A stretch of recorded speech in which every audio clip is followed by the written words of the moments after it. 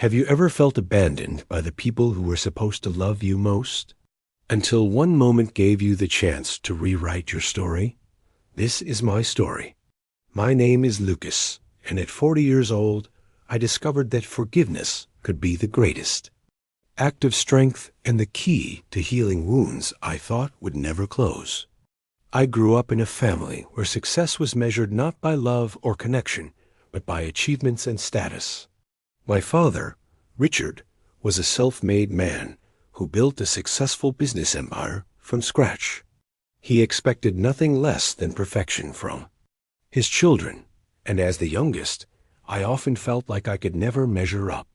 My older brother Ethan was the golden child, the one who excelled in everything he did, from academics to sports.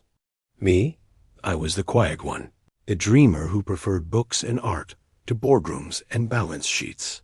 From an early age, I learned to suppress my passions because they didn't align with what my father considered valuable. Art won't pay the bills, he'd say with a dismissive wave of his hand. You need to focus on something real. His words stung, but I tried to prove him wrong. I worked hard in school, earned decent grades, and even took business courses in college to please him. But no matter how hard I tried, I always felt like I was falling short. When I was 18, my father made it clear that he had no faith in my ability to contribute to the family business. "You're too soft," he told me during one particularly heated argument.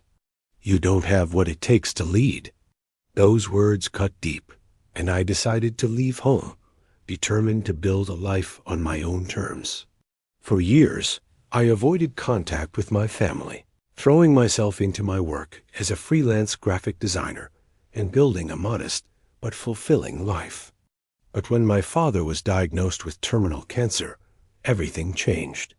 Despite our strained relationship, I felt a duty to return home and care for him during his final months.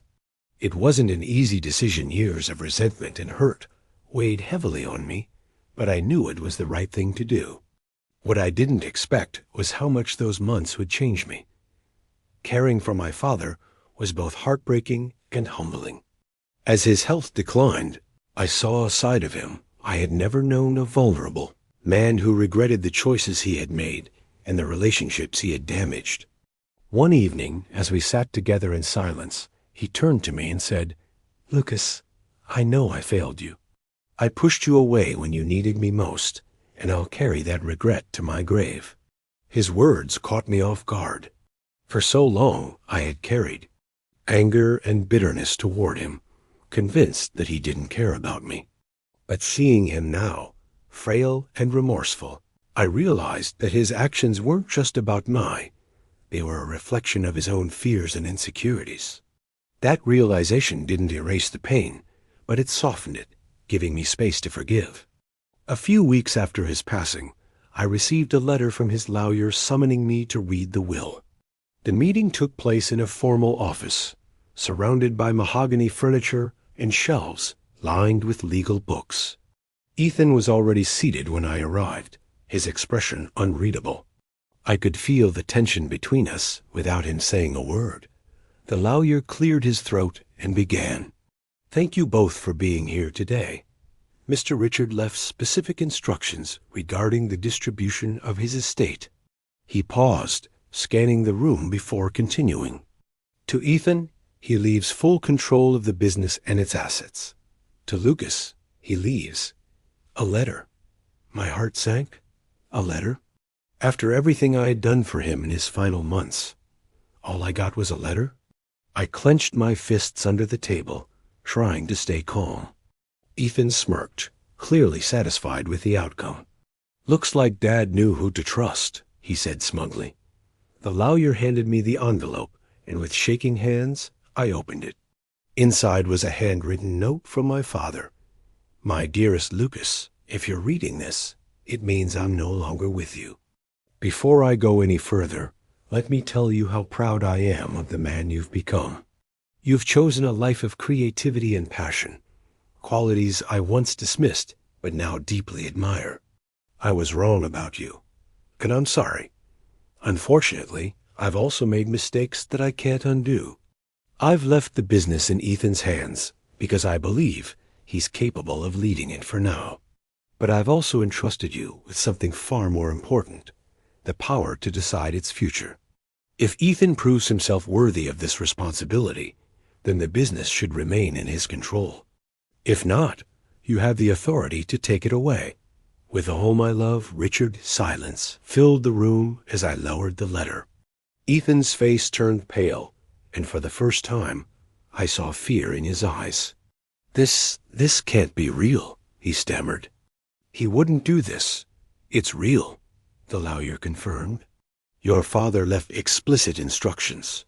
The choice is yours, Lucas. I sat there, stunned. My father had given me the power to decide the future of the business, and by extension, the future of our family. For days, I wrestled with what to do. Part of me wanted to punish Ethan for years of neglect and condescension, to strip him of everything he had taken for granted. But another part of me knew that revenge wouldn't bring peace. Instead, I decided to give him a chance to prove himself. I called a meeting with Ethan and laid out my terms. If you want to keep control of the business, you'll have to earn it, I said firmly. That means transparency, accountability, and a commitment to doing what's right, not just what's profitable. If you fail, the business comes to me. Do we have a deal?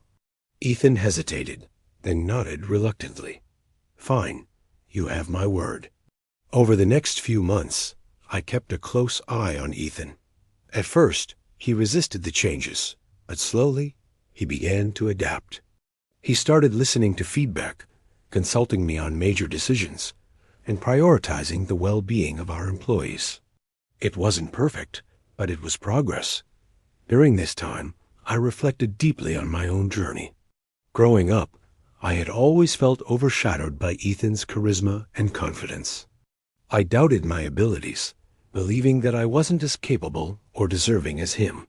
But my father's message reminded me of something I had forgotten. My strength lay in my resilience, my empathy, and my unwavering commitment to doing what was right. These qualities weren't weaknesses, they were my greatest assets. As Ethan began to change, I noticed a shift in our dynamic. We started working together more effectively, leveraging each other's strengths instead of competing against them. Our employees noticed the difference too. Morale improved, productivity increased, and the company began to thrive in ways it hadn't in years. Despite these positive changes, I couldn't shake the feeling that Ethan's transformation wasn't entirely genuine. One evening, while reviewing financial reports, I discovered discrepancies in the accounts. Certain transactions were labeled as miscellaneous expenses, but the amounts were unusually high. Suspicious, I dug deeper and uncovered evidence that Ethan had been siphoning money into offshore accounts, a practice he had sworn to stop. I confronted him the next morning. "Ethan, we need to talk," I said, placing the documents on his desk. "What is this?" He glanced at the papers, his face turning red. "Lucas, I can explain." "No," I interrupted, my voice firm. "You've had your chance. I gave you the opportunity to prove yourself, and you betrayed my trust again. This ends now." Ethan slumped into his chair, defeated. "What are you going to do?" he asked quietly. "I'm taking control of the business," I replied. "Effective immediately." Over the following weeks, I restructured the company, implementing stricter oversight and accountability measures. I also launched initiatives to support employees' mental health and professional development, ensuring that the company operated with integrity and compassion. These changes not only restored trust, but also strengthened our reputation in the industry. In the end, I decided to split the business equally between us, but with conditions. Ethan would retain his share only if he agreed to abide by the new rules and demonstrate consistent ethical behavior. If he failed, his stake would automatically transfer to me. Reluctantly, he agreed. Looking back, I realized that my father didn't just leave me a choice. He gave me the opportunity to heal our family and create something meaningful. His message: taught me that leadership isn't about control or power. It's about responsibility and the courage to do what's right, even when it's difficult. If you're watching this and feeling abandoned, remember, sometimes forgiveness can set you free. If this story resonates with you, share it with someone who needs to hear it today.